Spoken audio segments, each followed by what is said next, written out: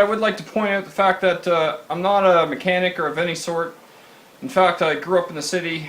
I've been learning homesteading since I moved out here a couple of years ago and been getting deeper into woodworking.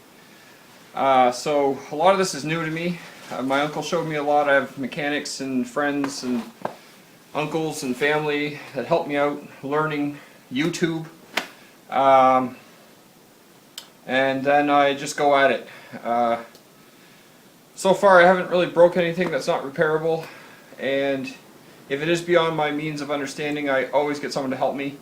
And maybe I do it wrong here or not exactly right. If you know a better way or something that works better, please let me know. I don't take offense to it at all. Like I said, I'm just learning, and if I can make it work to get my driveway fixed today or done up today, that's what I'm going to do. And if tomorrow I find out there's a better way or I'm doing it wrong, I'll fix it and work with it there. That's how I roll. Alright, let's go at it. I'm going to do a little repair on the old snowblower. We've got ourselves about a foot of snow here, and I took the snowblower out.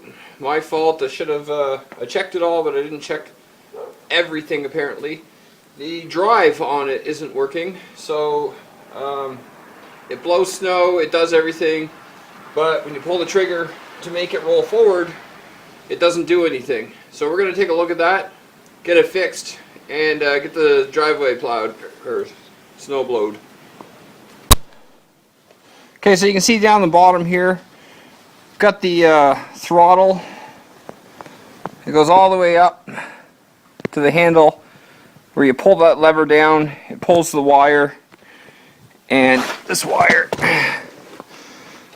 comes out and pulls a throttle inside that connects a drive, connects the belt. Okay, so it'll connect the belt to a pulley, apply pressure to it, and then cause the wheels to turn. So I gotta find out where that is, see what's going on with it, and correct the issue. So I got the snowblower up on a tire here just to give me a little bit of angle, easier to work on, and better camera angle, I suppose. So we'll go ahead and we'll start figuring out what size socket this is. Needs to be a little bit smaller than that.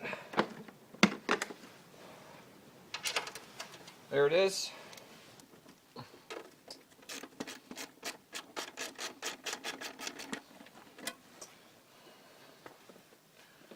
I always advise you with your bolts and stuff, when you take them out, put them in a little container or on something where they won't get lost on the ground. Last thing you want to do is missing a bolt.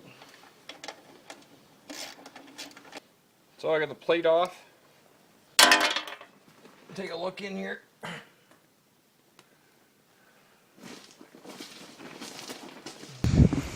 Okay, so I figured out the problem. I got my snowblower up on its end here, and in here I'll show you where the problem was. Okay, just so you can see how it works, the belt turns this shaft, which is connected to a gear system, and as that shaft turns, you can see this rubber wheel right here turns, and when you engage the throttle, it moves the plate up to meet this here. So based on when you move it left and right, this moves left and right on the wheel and determines the speed of how fast the wheels turn. So when that connects, it turns the shafts and goes just fine, and that's the way it should work. What happened here, you can see this, I put an Allen key in here, through this, there's a hole here, all the way through. Whatever pin was in there before came out, or broke, or whatever it was. And typically those will break on purpose so that the gears don't break. So these are made weaker than the gears itself. So I'm going to get the proper pin for in here. But this will allow me to do is finish my driveway for now. So yeah, I took an Allen key, I just put it in, bent it so that it stays in, and now when the shaft turns, it turns the wheel as well. It's pretty straightforward, but didn't know until I opened it up, and not that hard of a fix. So here you are.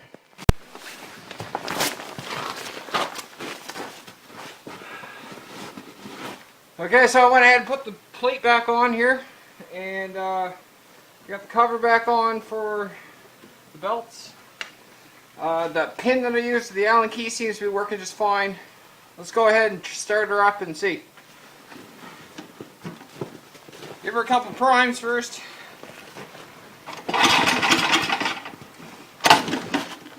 Shit on me.